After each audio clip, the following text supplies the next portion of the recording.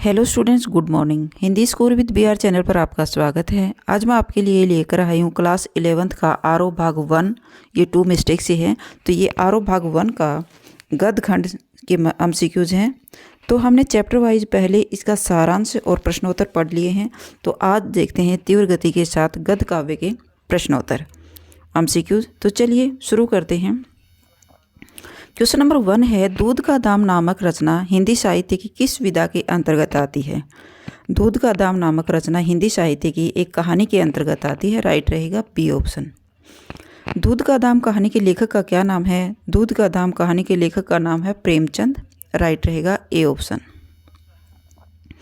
प्रेमचंद किस प्रकार के साहित्य के लिए प्रसिद्ध थे? प्रेमचंद कथा साहित्य के लिए प्रसिद्ध है। राइट रहेगा डी ऑप्शन।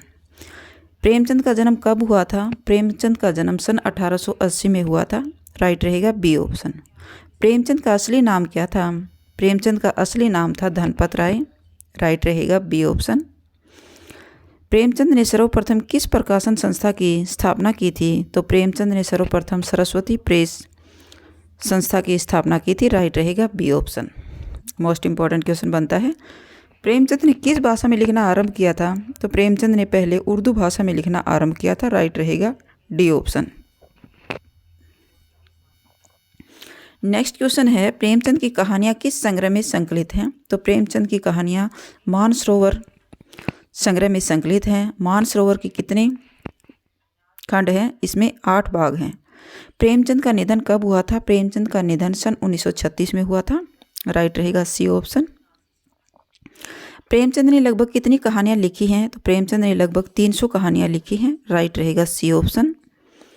नेक्स्ट क्वेश्चन है, दूध का दाम कहानी में किस समस्या पर प्रकाश डाला गया है? दूध का दाम कहानी में जाति भेद समस्या पर प्रकाश डाला गया है। तो राइट रहेगा ए ऑप्शन। भोंगी के पति का क्या नाम है? भोंगी के पति का नाम है गूदड़। राइट रहेगा ए ऑप्शन।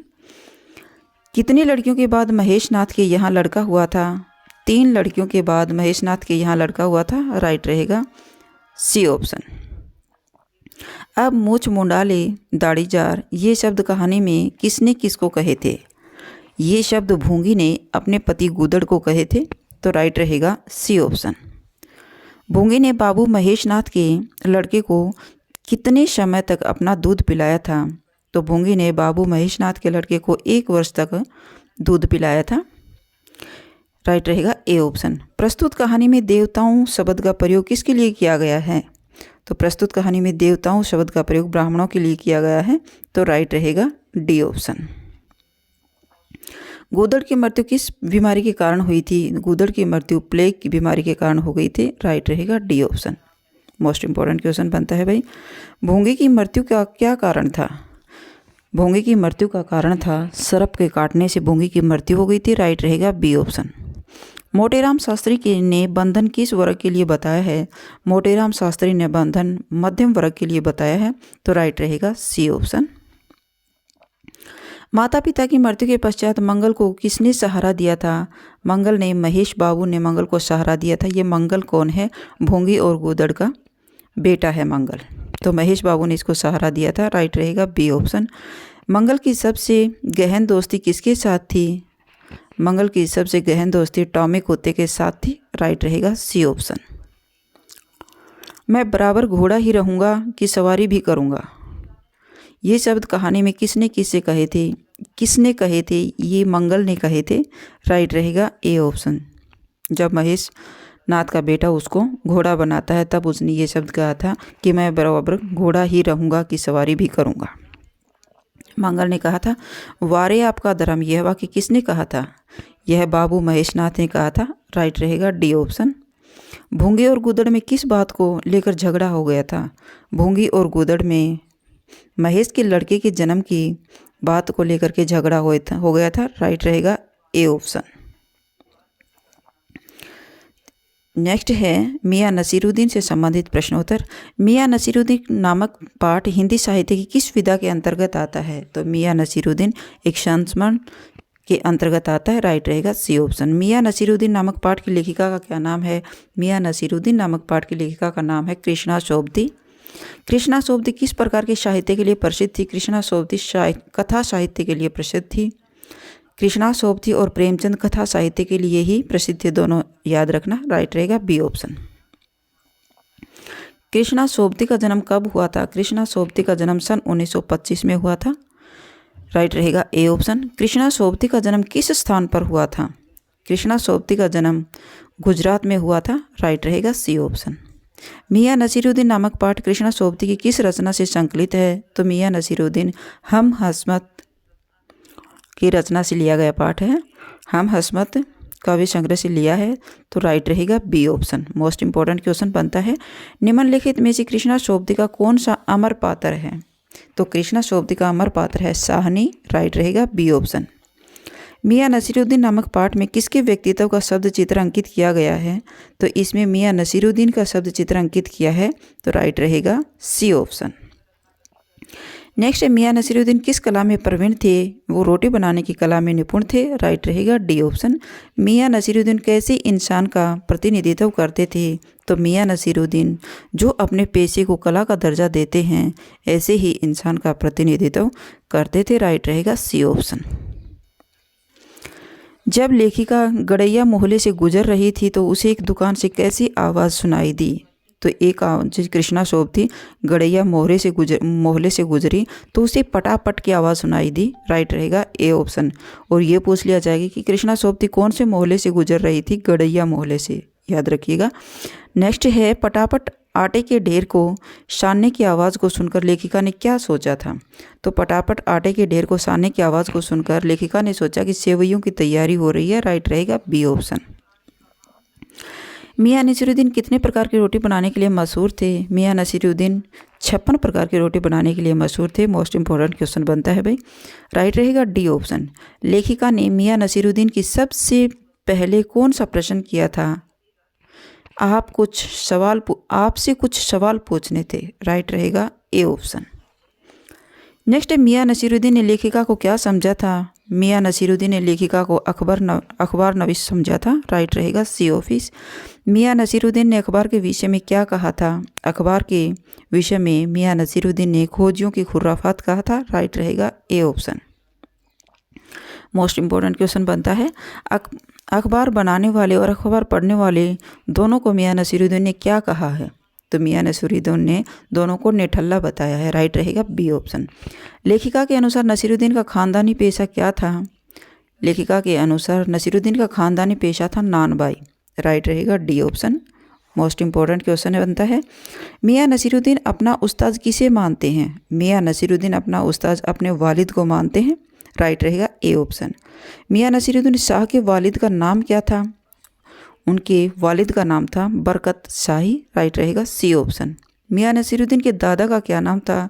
दादा का नाम था मियाँ कलन, राइट रहेगा ए ऑप्शन। काम करने से आता है नसीहतों से नहीं, ये कथन किसका था? ये था नसीरुद्दीन का, राइट रहेगा डी ऑप्शन। तालीम की तालीम भी बड़ी चीज़ होती है, इस वाक्य में दूसरी बार प्रयुक्त तालीम का क्या अर्थ है? दूसरी बार तालीम का अर्थ है शिक्षा का ज्ञान, तो राइट रहेगा B option. Most important question बनता है भाई, ऐसी कोई चीज़ खिलाओ जो न आग से पके न पानी से पके, ये शब्द किसने कहा था? बादशाह सलामत ने कहा था, राइट रहेगा ए ऑप्शन। पाठ में प्रयुक्त रुमाली शब्द का क्या अर्थ है? रुमाली शब्द एक रोटी का नाम है जो रुमाल की भांति बनती है, राइट रहेगा सी ऑप्शन, रुमाल की भांति बनने वाली रोटी। अप्पू के साथ 2.5 साल पाठ के लेखक कौन हैं? अप्पू के साथ 2.5 साल पाठ के लेखक हैं सत्यजीत राय। अप्पू के साथ 2.5 साल नामक पाठ किस साहित्य विधा के अंतर्गत आता है? ये एक संस्मरण है, राइट रहेगा बी ऑप्शन। श्री सत्यजीत राय का जन्म कब हुआ था? सत्यजीत राय का जन्म सन 1921 में हुआ था, राइट रहेगा ए ऑप्शन। प्रस्तुत संस्मरण किस फिल्म से संबंधित है? प्रस्तुत संस्मरण ये पथेर पांचाली फिल्म से संबंधित है, राइट रहेगा सी ऑप्शन। पथेर पांचाली किस भाषा में रचित थी? पथेर पांचाली बांग्ला भाषा में रचित थी, राइट रहेगा D option. Doctor Shri Satyajit Ray द्वारा निर्देशित पहली फीचर फिल्म कौन सी थी? पथेर पांचाली, राइट रहेगा बी ऑप्शन। नेक्स्ट है, फ्रांस की सरकार ने सत्यजीत राय को किस पुरस्कार से सम्मानित किया था?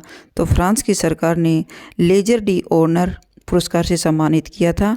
किसको? सत्यजीत राय को। कौन सी सरकार ने? फ्रांस की सरकार ने, याद रखिएगा, लेजन डी ऑनर। नेक्स्ट है बी ऑप्शन, भारत सरकार ने सत्यजीत राय को किस श्रेष्ठ पुरस्कार से पुरस्कृत कर दिया गया था? भारत सरकार ने सत्यजीत राय को भारत रत्न पुरस्कार से सम्मानित किया था। राइट रहेगा सी ऑप्शन।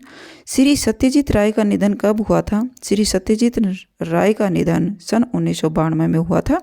राइट रहेगा A option. Pather Panchali film की शूटिंग का काम कितने साल तक चला था? तो पथेर पांचाली फिल्म की शूटिंग का काम 2.5 साल तक चला था। राइट रहेगा डी ऑप्शन। सत्यजीत राय किस कंपनी में काम करते थे? सत्यजीत राय विज्ञापन की कंपनी में काम करते थे। राइट रहेगा बी ऑप्शन। फिल्म का आरंभ करने से पहले कौन से काम के लिए बड़ा आयोजन किया गया था? कलाकार इकट्ठे करने के काम के लिए बड़ा आयोजन किया गया था। राइट रहेगा सी ऑप्शन।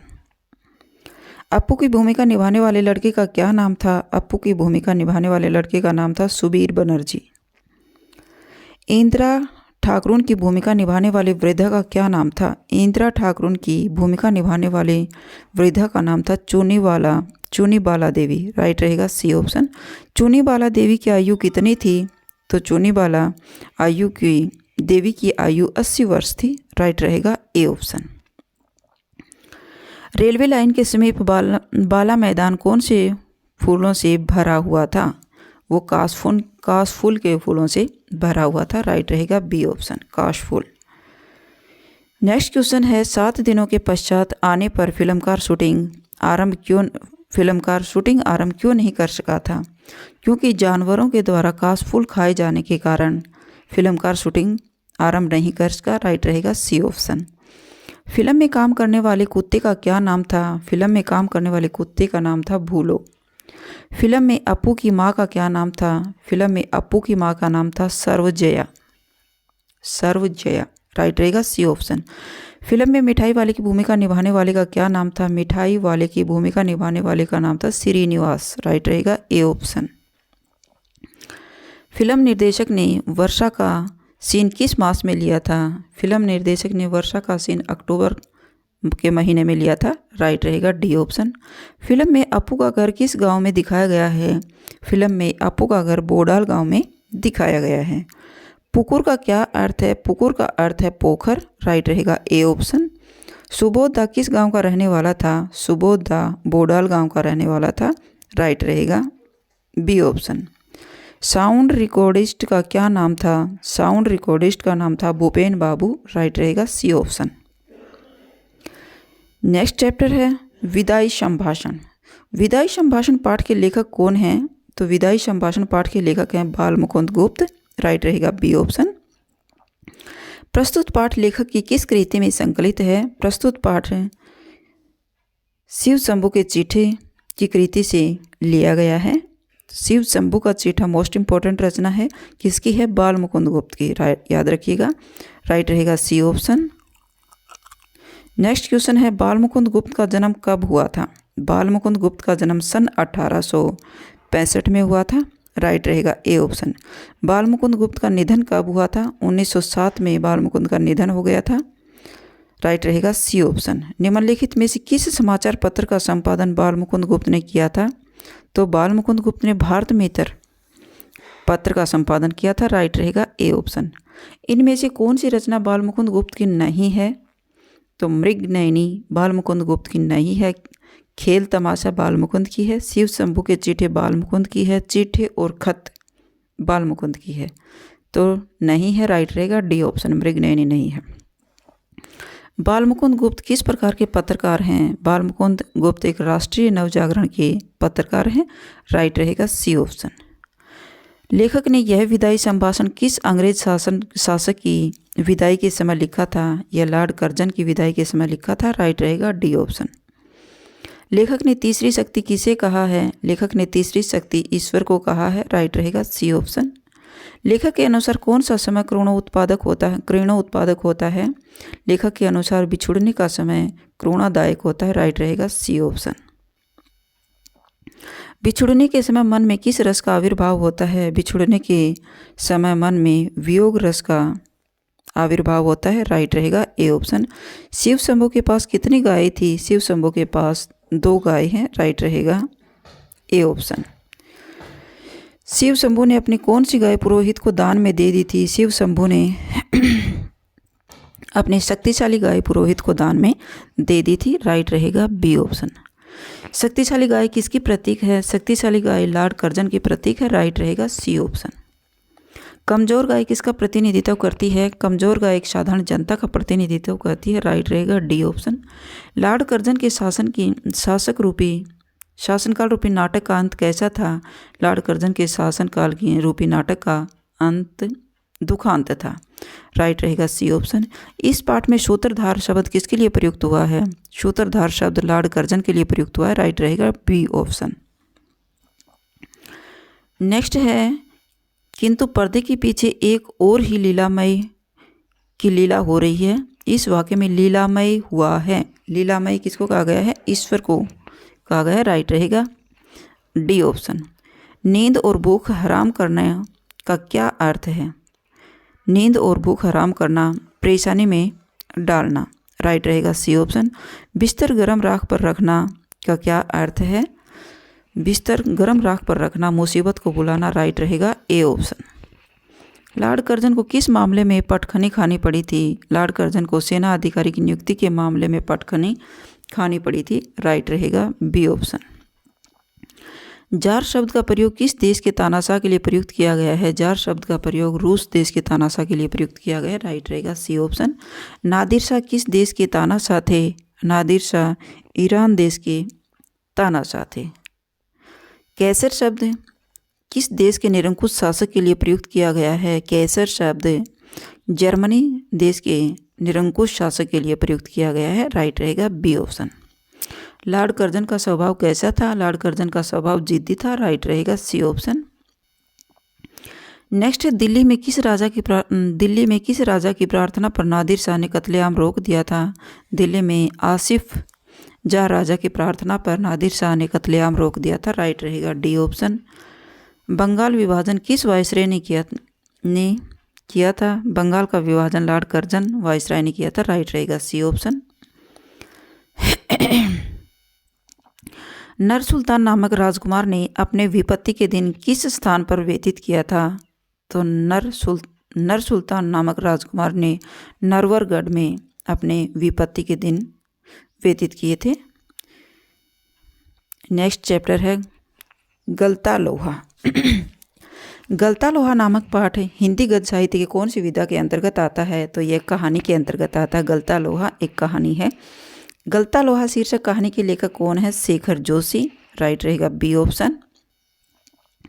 शेखर जोशी का जन्म कब हुआ था? शेखर जोशी का जन्म सन 1932 में हुआ था। राइट रहेगा सी ऑप्शन। शेखर जोशी को किस विधा के लेखक के रूप में प्रसिद्धि प्राप्त हुई थी? शेखर जोशी को एक कहानी विधा के लेखक के रूप में प्रसिद्धि प्राप्त हुई थी। राइट रहेगा सी ऑप्शन।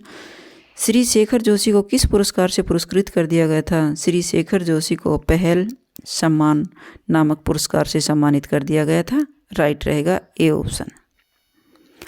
कहानी के किस आंदोलन के शेखर जोशी का नाम जुड़ा हुआ है? कहानी के किस आंदोलन से? कहानी की नई कहानी आंदोलन से शेखर जोशी का नाम जुड़ा हुआ है। राइट रहेगा बी ऑप्शन। नई कहानी आंदोलन के किस पक्ष को विषय बनाकर शेखर जोशी ने अपनी कहानियों का वर्णन किया है? तो वह प्रगतिशील पक्ष में। राइट रहेगा ए ऑप्शन। नेक्स्ट है, शेखर जोशी की किस कहानी पर बच्चों के लिए फिल्म बनाई गई है? शेखर जोशी की दाशू नामक कहानी पर बच्चों के लिए फिल्म बनाई गई है। राइट रहेगा बी ऑप्शन। दाजू किसकी रचना है? शेखर जोशी की है। गलता लोहा शीर्षक कहानी में किस प्रमुख समस्या को उजागर किया गया है? गलता लोहा शीर्षक कहानी में जातिगत भेदभाव की समस्या को उजागर किया गया है। तो राइट रहेगा सी ऑप्शन। खेत में जाते समय मोहन के हाथ में क्या था? तो खेत में जाते समय मोहन के हाथ में हंसुआ था। राइट रहेगा बी ऑप्शन। मोहन हंसुआ लेकर किस उद्देश्य से निकला था? मोहन हंसुआ लेकर खेत में उगी झाड़ियाँ काटने के उद्देश्य से निकला था। राइट रहेगा बी ऑप्शन। वंशीधर का मुख्य व्यवसाय क्या था? वंशीधर का मुख्य व्यवसाय था पुरोहिताई। राइट रहेगा डी ऑप्शन। वंशीधर कौन है? यह मोहन के पिताजी हैं। वंशीधर ने चंद्रदत्त के घर जाकर किस पाठ के करने के लिए मोहन से कहा था? रुद्री पाठ करने के लिए कहा था। राइट रहेगा सी ऑप्शन। मोहन के अध्यापक का क्या नाम था? मोहन के अध्यापक का नाम था त्रिलोक सिंह। राइट रहेगा डी ऑप्शन। मास्टर जी की आवाज़ कैसी थी? मास्टर जी की आवाज़ कड़क थी। राइट रहेगा सी ऑप्शन। कहानी में गोपाल सिंह कौन है? कहानी में गोपाल सिंह एक दुकानदार है। राइट रहेगा ए ऑप्शन। सांप सूंघ जाने का क्या अर्थ है? सांप सूंघ जाने का अर्थ है चुप हो जाना। राइट रहेगा सी ऑप्शन। धनराम का संबंध किस जाति से है? तो धनराम का संबंध लोहार जाति से है। राइट रहेगा सी ऑप्शन। धनराम किस कक्षा तक पढ़ पाया था? तो धनराम तीसरे दर्जे तक पढ़ पाया था, तीसरी कक्षा तक पढ़ पाया था। तो राइट रहेगा बी ऑप्शन। तेरे दिमाग में तो लोहा भरा है रे, विद्या का ताप कहाँ लगेगा? इसमें यह कथन किसने किसके लिए कहा था? यह है मास्टर जी ने धनराम के लिए कहा था। राइट रहेगा सी ऑप्शन। धनराम के पिता का क्या नाम था? धनराम के पिता का नाम था गंगाराम। राइट रहेगा डी ऑप्शन। मोहन ने मास्टर त्रिलोक सिंह की कौन सी भविष्यवाणी सिद्ध कर दिखाया था? मोहन ने मास्टर जी की छात्रवृत्ति प्राप्त करने की भविष्यवाणी को सिद्ध कर दिया था। राइट रहेगा सी ऑप्शन। रमेश किस नगर में नौकरी करता था? रमेश लखनऊ में नौकरी करता था। राइट रहेगा डी ऑप्शन। रमेश मोहन को क्या समझता था? रमेश मोहन को नौकर समझता था। राइट रहेगा बी ऑप्शन। मोहन अपनी वास्तविकता नहीं बताना चाहता था। क्यों? क्योंकि वह अपने पिता को दुख नहीं पहुंचाना चाहता था। राइट रहेगा ए ऑप्शन। ब्राह्मण टोले के लोग शिल्पकार टोले में बैठना नहीं चाहते थे। क्यों? क्योंकि वे शिल्पकार को नीचा समझते थे। तो राइट रहेगा बी ऑप्शन। उसकी आंखों में एक सर्जक की चमक थी। यह कथन किसके लिए कहा गया है? यह कथन मोहन के लिए कहा गया है। नेक्स्ट चैप्टर है स्पीति में बारिश। स्पीति में बारिश नामक पाठ के लेखक कौन हैं? कृष्णनाथ। राइट रहेगा बी ऑप्शन। स्पीति नामक स्थान किस प्रदेश का था? स्पीति नामक स्थान हिमाचल में था। हिमाचल की एक तहसील है भाई। राइट रहेगा सी ऑप्शन। स्पीति किस जिले की तहसील है? लाहौल जिले की तहसील है स्पीति। केलंग के बादशाह को क्या भय लगा रहता था? केलंग के बादशाह को भय लगा रहता था कि काजा के सूबेदार द्वारा अवज्ञा करना। राइट रहेगा ए ऑप्शन। केलंग के स्पीति कितने मील दूर थी? केलंग से स्पीति 170 मील दूर थी। राइट रहेगा बी ऑप्शन।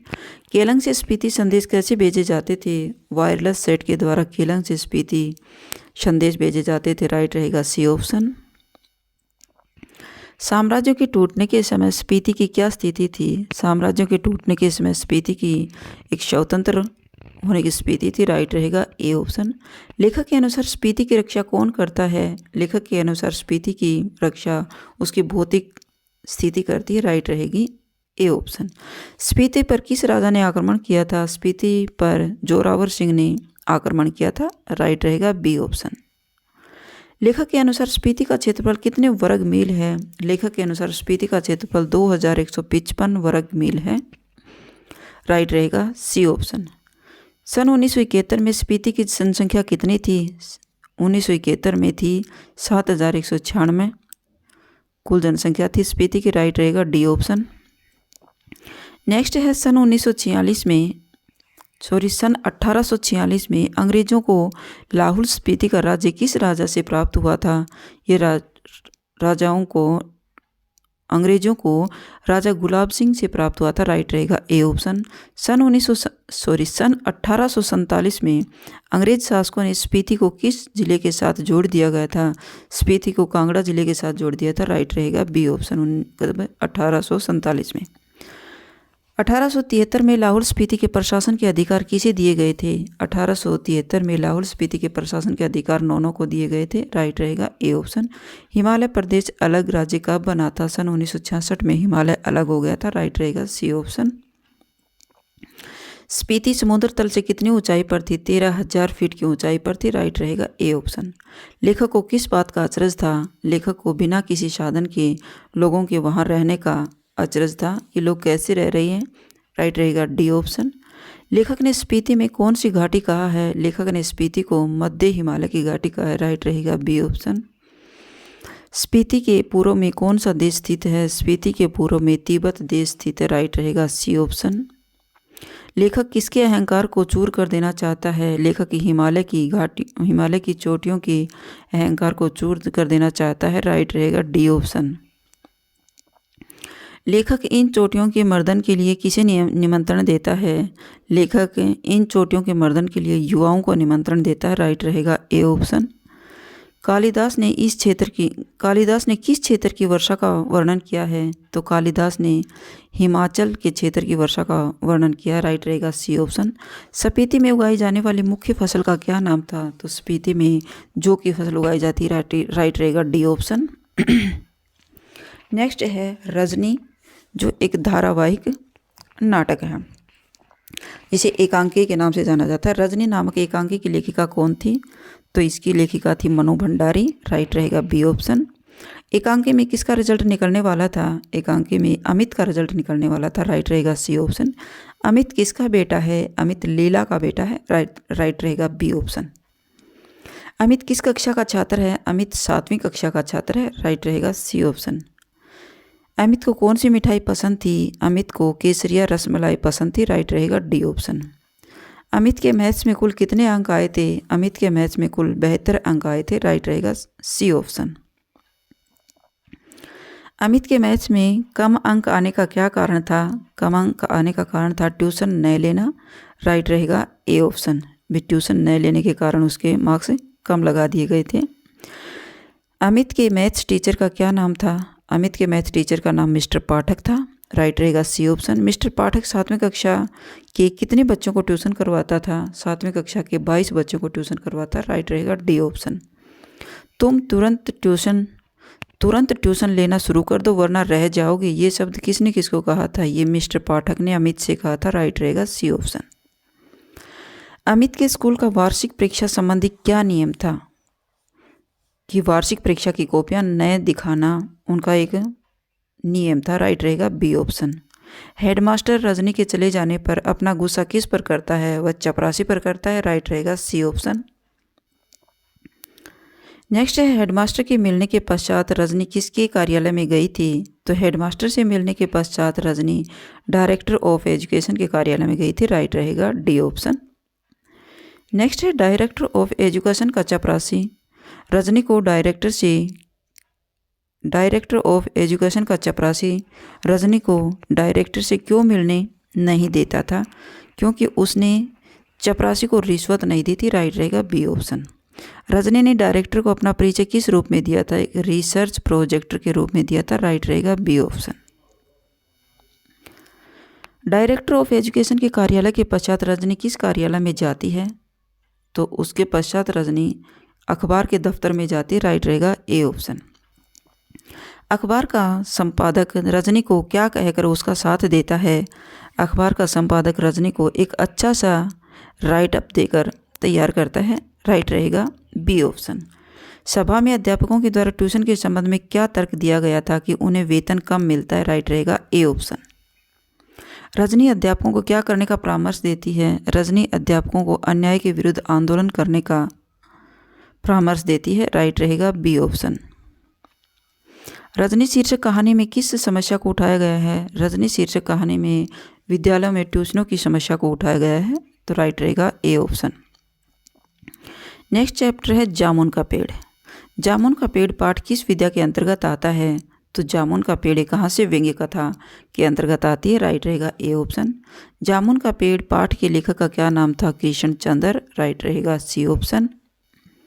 नेक्स्ट जामुन का पेड़ कहाँ पड़ा था? जामुन का पेड़ एक सेक्रेटरिएट के लॉन में पड़ा था। राइट रहेगा बी ऑप्शन।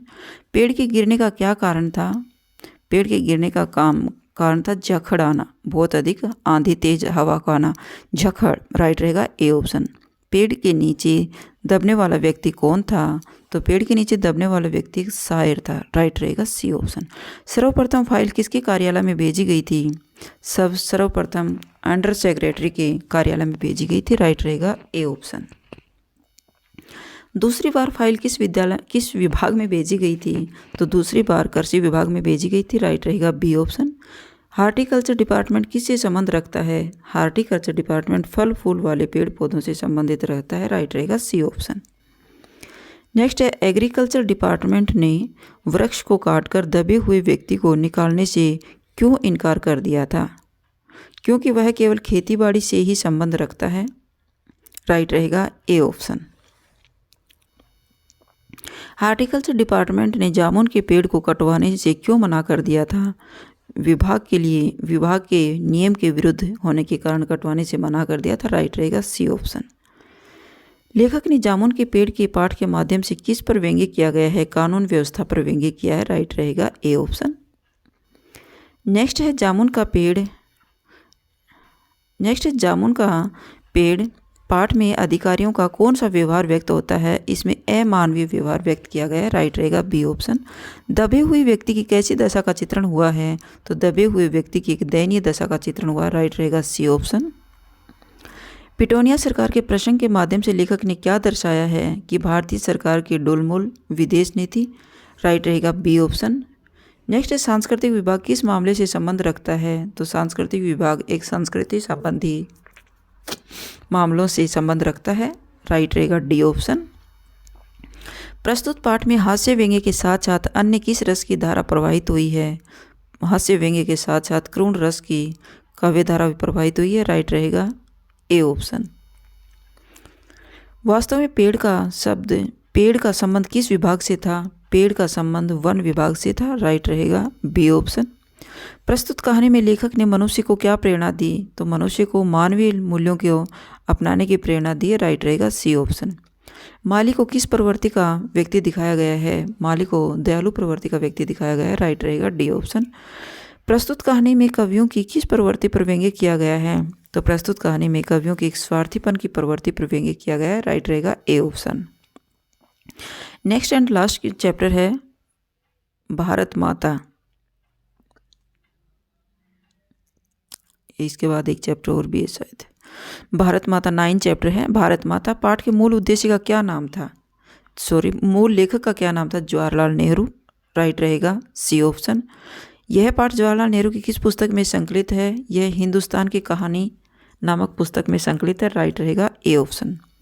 लेखक अपने भाषण में मुख्यतः किसकी चर्चा करता है? भारत की चर्चा करता है। राइट रहेगा ए ऑप्शन। लेखक की दृष्टि में किसानों का नजरिया कैसा था? किसानियों का नजरिया महदूद था। महदूद का अर्थ होता है सीमित। लेखक के अनुसार कौन सा विषय सबके फायदे के लिए था? तो स्वराज्य का विषय सबके फायदे के लिए था। राइट रहेगा ए ऑप्शन। हिमालय से लेकर कन्याकुमारी तक कितनी समस्याएं एक समान थी? किसकी समस्याएं एक समान थी? हिमालय से लेकर कन्याकुमारी तक किसानों की समस्याएं एक समान थी। राइट रहेगा बी ऑप्शन। लेखक लोगों को किसके विषय में सोचने विचार करने की प्रेरणा देता है? तो लेखक लोगों को संपूर्ण हिंदुस्तान के बारे में सोचने और विचार करने की प्रेरणा देता है। नेक्स्ट क्वेश्चन है हमारे महाकाव्यों एवं पुराणों की कथा कहानियों में किसका वर्णन किया गया है? तो हमारे महाकाव्यों पुराणों की कथा कहानियों में हिंदुस्तान की एकता का वर्णन किया गया है। राइट रहेगा सी ऑप्शन। जलसों में जवाहरलाल नेहरू का स्वागत किस नारे से किया गया था? भारत माता की जय के नारे से किया जाता था। राइट रहेगा ए ऑप्शन। भारत माता कौन है? यह प्रश्न कौन किससे पूछता है? भारत माता कौन है? ये जवाहरलाल नेहरू ने जनता से पूछा। राइट रहेगा बी ऑप्शन। किसने जवाहरलाल नेहरू से प्रश्न भारत माता कौन है का उत्तर दिया था? एक अनपढ़ किसान ने भारत माता कौन है का उत्तर दिया था। राइट रहेगा सी ऑप्शन। लेखक भारत माता की जय के नारे के माध्यम से किसकी जय चाहता है? भारत के सभी लोगों की जय चाहता है। राइट रहेगा ए ऑप्शन। यह सुनकर लोगों की आंखों में चमक आ जाती है, वे ही भारत माता है। राइट रहेगा बी ऑप्शन। भारत माता पाठ का उद्देश्य क्या है? स्वतंत्रता प्राप्ति की प्रेरणा देना भारत माता पाठ का उद्देश्य है। भारत माता का अर्थ बताकर जवाहरलाल नेहरू लोगों में कौन सी भावना उत्पन्न करना चाहता है? तो भारत माता का अर्थ बताकर जवाहरलाल नेहरू अपने देश प्रेम की भावना को उजागर करना चाहता है। लास्ट एंड चैप्टर 10 है लास्ट, आत्मा का ताप। आत्मा का ताप नामक पाठ साहित्य की कौन सी विधा के अंतर्गत आता है? आत्मा का ताप एक आत्मकथा है। राइट रहेगा बी ऑप्शन। आत्मा का ताप पाठ के लेखक कौन है? सैयद हैदर राजा। राइट रहेगा बी ऑप्शन। सैयद हैदर राजा किस प्रदेश के रहने वाले थे? सैयद हैदर राजा मध्य प्रदेश के रहने वाले थे। राइट रहेगा सी ऑप्शन। सैयद हैदर रजा का संबंध किस विषय से है? सैयद हैदर रजा का चित्र कला से है, राइट रहेगा ए ऑप्शन। सर्वप्रथम सैयद हैदर रजा को कौन सी नौकरी मिली थी? ड्राइंग अध्यापक की नौकरी मिली थी, राइट रहेगा ए ऑप्शन। बम्बई में हैदर रजा को कहाँ और कौन सी नौकरी मिली थी? एक्सप्रेस स्टूडियो में डिजाइनर की नौकरी मिली थी, कहाँ? मुंबई में, राइट रहेगा बी ऑप्शन। बम्बई में हैदर रजा अध्ययन के लिए कहाँ जाता था? बम्बई में हैदर रजा अध्ययन के लिए मोहन आर्ट क्लब में जाता था, राइट रहेगा सी ऑप्शन। हैदर रजा को बॉम्बे आर्ट्स सोसाइटी का स्वर्ण पदक कब मिला था? सन 1948 में, राइट रहेगा डी ऑप्शन। नेक्स्ट है सैयद हैदर रजा को फ्रांस सरकार की छात्रवृत्ति कब मिली थी? सन 1950 में मिली थी, राइट रहेगा B option. Syed Haider Raza J school of art का नियमित छात्र कब बना था? सन 1947 में बना था जे स्कूल ऑफ आर्ट का छात्र, 1947 में, राइट रहेगा ए ऑप्शन। लेखक कौन से सन में श्रीनगर गया था? तो लेखक सन 1948 में श्रीनगर गया था, राइट रहेगा बी ऑप्शन। सन 1948 में कश्मीर के प्रधानमंत्री कौन थे? सन 1948 में कश्मीर के प्रधानमंत्री थे शेख अब्दुल्ला, राइट रहेगा सी ऑप्शन। श्रीनगर की यात्रा के समय हैदर रजा की मुलाकात किस महान फोटोग्राफर से हुई थी? तो हैदर रजा श्रीनगर की यात्रा के समय हैदर रजा की मुलाकात फ्रेंच फोटोग्राफर हेनरी कार्तिके से हुई थी, राइट रहेगा बी ऑप्शन। नेक्स्ट है सैयद हैदर रजा ने फ्रेंच भाषा किस संस्थान से लिखी थी? तो यह है एलियांस फ्रांसीसी से लिखी थी, राइट रहेगा सी ऑप्शन। पिकासो कौन थे? पिकासो एक फ्रेंच चित्रकार थे, फ्रेंच चित्रकार थे पिकासो। मोस्ट इंपॉर्टेंट क्वेश्चन है, फ्रेंच चित्रकार थे, राइट रहेगा बी ऑप्शन। सैयद हैदर रजा की दृष्टि में चित्रकला क्या है? चित्रकला एक आत्मा की पुकार है, राइट रहेगा डी ऑप्शन। हैदर रजा ने बचपन को क्या बताया है? हैदर रजा ने बचपन को जागृति का समय बताया, राइट रहेगा ए ऑप्शन। हैदर रजा की छटपटाहट किस लिए थी? हैदर रजा की छटपटाहट काम करने के लिए थी, राइट रहेगा बी ऑप्शन। तो ये आपके मोस्ट इम्पोर्टेंट थे आरओ भाग 1 यानी क्लास 11th की आरओ बुक से। अगर आपको मेरी वीडियो अच्छी लगी हो तो प्लीज़ लाइक कीजिए, शेयर कीजिए और सब्सक्राइब करना न भूलें। फिर मिलते हैं नेक्स्ट वीडियो में, बाय बाय।